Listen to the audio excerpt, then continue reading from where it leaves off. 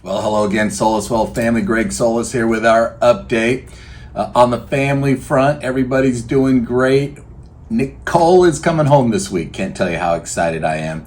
She finished school, a couple of weeks ago, and she negotiated staying there for an extra week and a half to kind of do a little island hopping. So her vacation continues, and she's having a blast.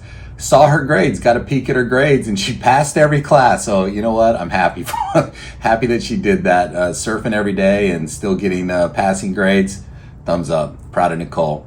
Emily's doing great. She had prom. That was awesome. She looked beautiful on prom night.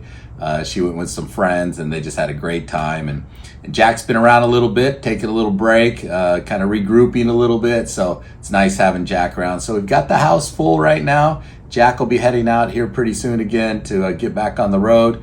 But we'll have Nicole and Emily home for the summer. We're excited about that. We had a great time celebrating Mother's Day. Monica is, of course, the greatest mother in the world, as is my mom. But really enjoyed celebrating Mother's Day with the family. So hope you and your family are well also. Obviously, this has been a brutal time going on in the markets right now. This is a tough time. It reminds me of, it's hard to believe this October, it'll be 30 years that I've been in this business.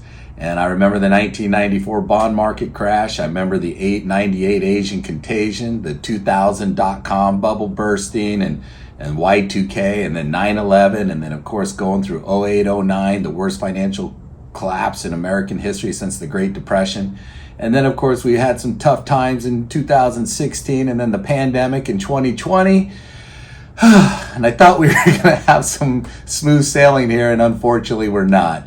Of course, coming out of COVID, dealing with everything we did with the supply chain issues, and then of course Russia invading Ukraine, seeing oil prices going up, inflation rearing its ugly head, the Fed, of course, having to raise rates to try to control inflation. It just became kind of a perfect storm into 2022 to make things really, really difficult. The interesting thing is, as I've mentioned before, is not only are we seeing the stock market getting hit, as a matter of fact, the NASDAQ peak to trough is down about 30%. The S&P 500 is hovering right around 18 to 19% off of its all-time high, peak to trough. Large cap growth down over 20%. I mean, this has been a pretty tough time. The tough part, though, is that bond market. The bond market, with interest rates spiking up, core bonds have taken a big hit.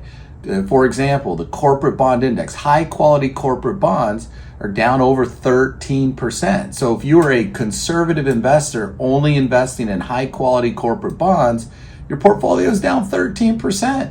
That's a challenging time for both the aggressive investor that owns more equities and the more conservative investor that typically owns more bonds.